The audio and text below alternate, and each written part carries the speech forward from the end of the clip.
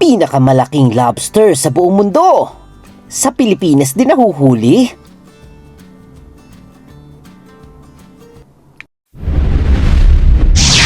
Pinoy's World TV.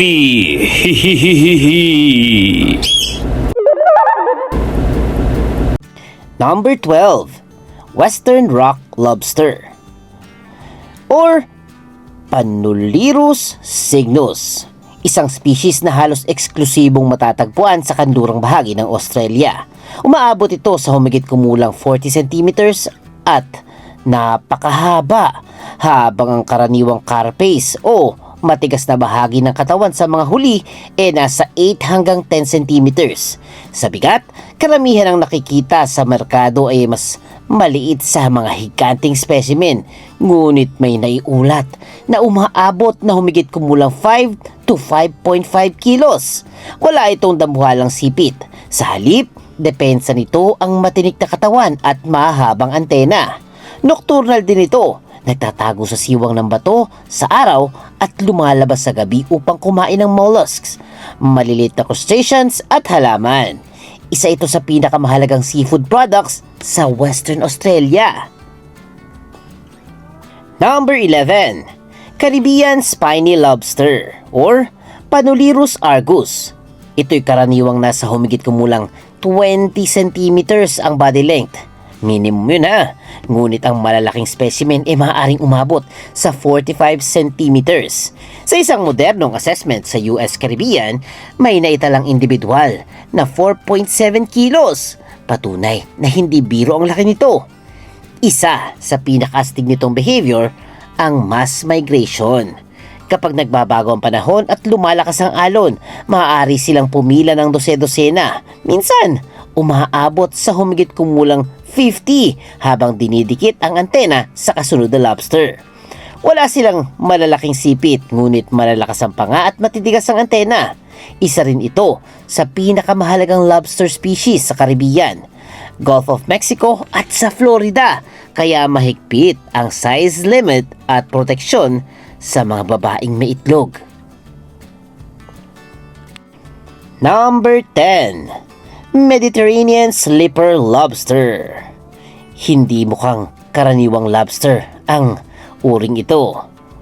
Sa halip na mahabang antena, meron itong malalapad at patag na antennal plates na parang pala o tsinelas, kaya tinatawag itong slipper lobster.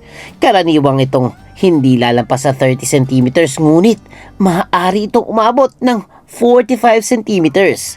Dahil sa malapad at masiksik na katawan, maaari itong magmukhang mas mabigat kaysa sa mas mahabang species. Wala ring higanteng sipit ang hayop na to. Ang pangunahing pagkain nito ay mollusks, kabilang na ang limpets na binubuksan nito gamit ang malalakas na mouth parts. Nocturnal din ito at karaniwang nagtatago sa kuweba o ilalim ng bato. Dahil masarap ang laman nito, ngunit mabagal dumami. Ang madaling hulihin ng divers naging bihira ito sa ilang bahagi ng Mediterranean at Eastern Pacific Atlantic. Number 9. Juan Fernandez Rock Lobster or Jassus frontalis ay matatagpuan lamang sa ilang isla ng Chile, kabilang ang kapuluang pinangalan kay Juan Fernandez at ang Desventuradas Islands.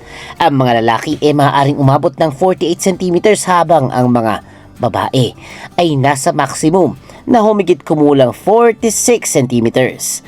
May mga lumang kwento tungkol sa 60 hanggang 70 centimetrong specimen ito, ngunit tinuring ng FAO na dapat pagdudahan ng mga ulat na yon. Iyan ang mahalagang pagkakaiba ng scientificong record at kwentong mangingisda lamang. Karaniwang nabubuhay ito sa mabato at mabuhanging lugar mula 2 hanggang 200 meters ang lalim. Kumakain ito ng algae, mollusk, crustacean at patay na hayop. Noon, napakarami raw nito malapit sa baybayin. Pero kalaunan, dahil sa matinding pangingisda, kinailangan manghuli sa mas malalim na bahagi gamit ang lobster pots. Number 8. Giant Slipper Lobster or Aesop Slipper Lobster. si Laridis hani. Ang malaking sleeper lobster na ito ay kabilang sa Philippine marine fauna, kaya makikita ito sa Pilipinas, bagamat hindi ito pangkaraniwan at bihira lang makita.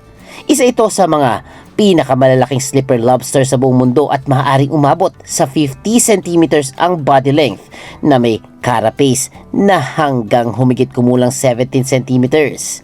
Hindi laging may maasahang average weight dahil kadalasan incidental catch lamang ito, ngunit ang malapad at makapal na katawan nito ay maaaring tumimbang ng napakalaking kilo kapag fully grown.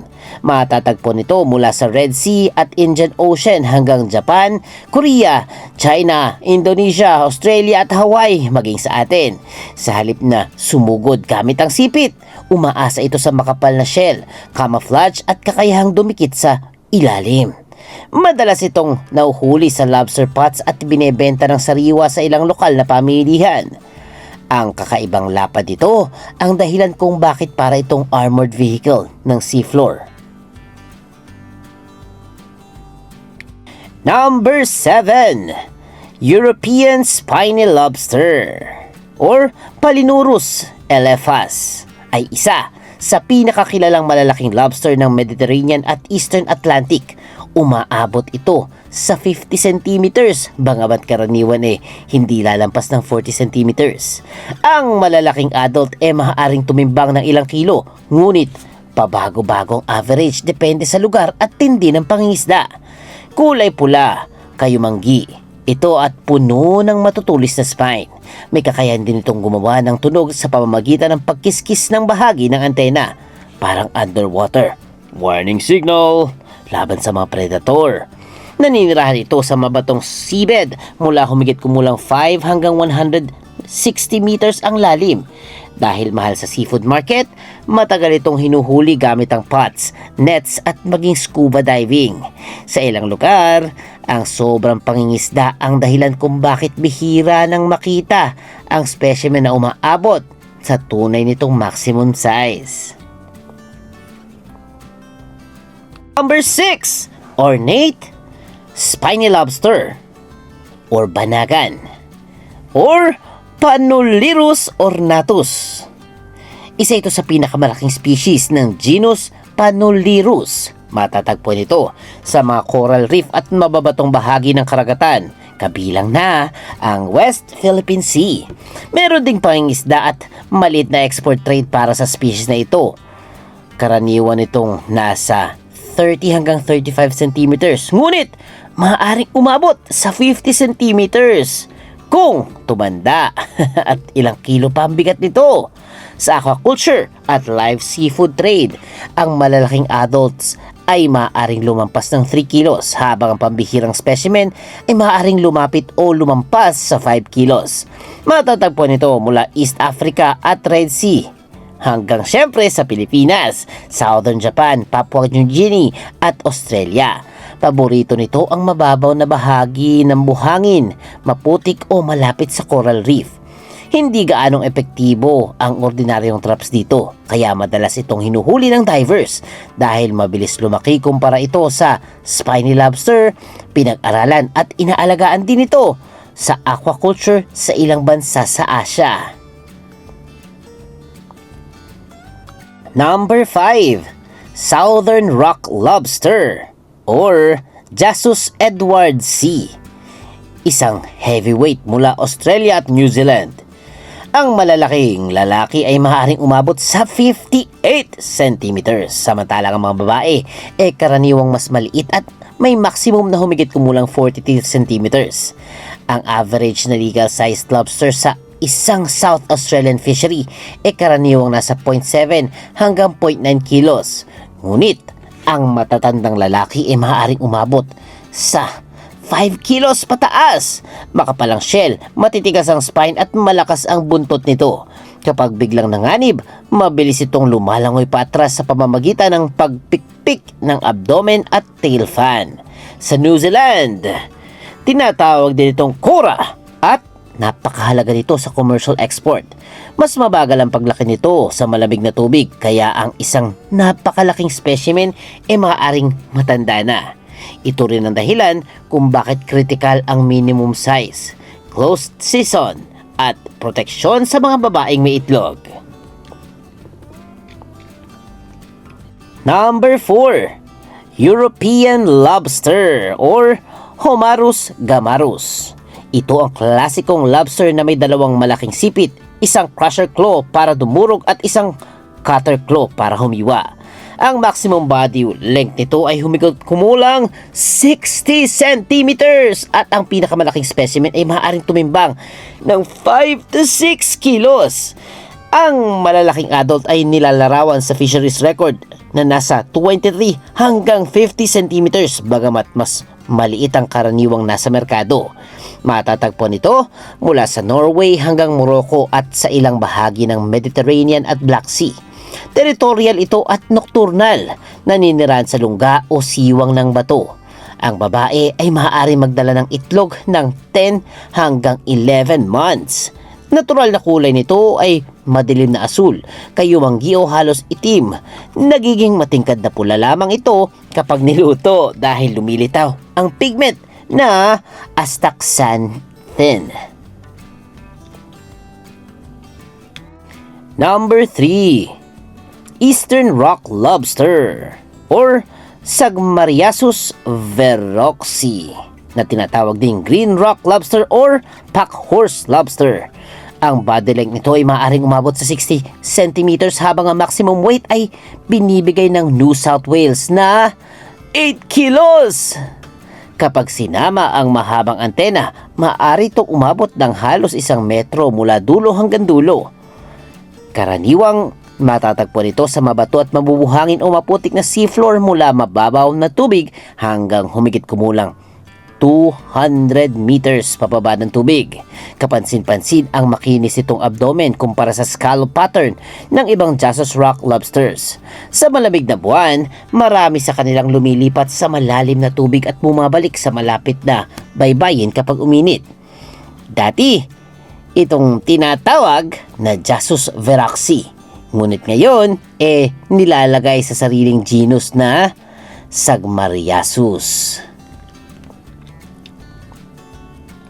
Number 2. California spiny lobster or Panulirus interruptus. Ito'y maaaring umabot ng 60 centimeters, bagamat karaniwang hindi ito lalampas ng 30 centimeters. Ayon sa California Sea Grant, ang adult ay may average na humigit kumulang 30 centimeters at 1 kilo. Ang pambihirang higante ay maaaring umabot ng halos 12 kilos, bagamat bihira makakita na lampas 2.3 kilos. Yan ang dahilan kung bakit nakakagulat ang mga lumang specimen na nakita ng divers sa marine protected areas. Matatagpuan ito sa California hanggang Baja California at bahagi ng Gulf of California. Wala itong malalaking sipit, ngunit may matitigas na spine, mahabang antena at malalakas na kagat. Kapag hinawakan, maaari rin itong gumawa ng rasping sound gamit ang antena. Ang malalaking matatandang lobster ay mahalaga sa reproduction, kaya may minimum size, season limits at bag limits sa recreational fishing. Number 1. American lobster. Ang tunay na hari ng bigat. Ito'y tinatawag ding Homarus americanus. Umaabot ito sa 64 centimeters at maaaring tumimbang ng hanggang 20 kilo. Halos kasing bigat na ng kalahating sako ng bigas. Gayunpaman, ang karaniwang adult sa huli ay mas malapit sa 25 centimeters or mas maikli pa at ang minimum legal size lobster ay karaniwang nasa paligid ng 1 pound or 450 grams. Ang napakalaking bigat nito galing lamang sa katawan kundi sa dambuhalang crusher at cutter claws nito. Maaari itong mabuhay ng maraming dekada at may mga scientist na naniniwalang ang ilan umaabot ng lampas 100 years old. Lumalaki ito sa pamamagitan ng molting. Pagkatapos magpalit ng shell, kinakain pa nito ang lumang balat upang mabawi ang calcium. Sa haba, kaagaw nito ang Eastern Rock Lobster. Ngunit sa bigat, walang ibang lobster ang tatalo dito.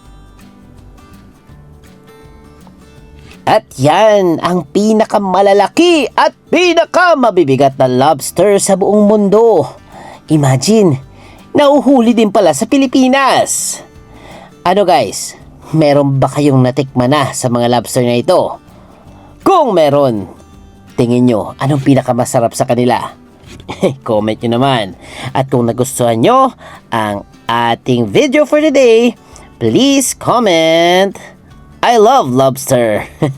At syempre, huwag nyo naman kalimutan mag-like, mag-share, mag-subscribe at mag-comment sa ating munting channel. Kasi may Pinoy dyan, may Pinoy doon, may Pinoy dito, at may Pinoy's World TV. Mag-subscribe, like, share, and comment na lang ha. Goodbye guys!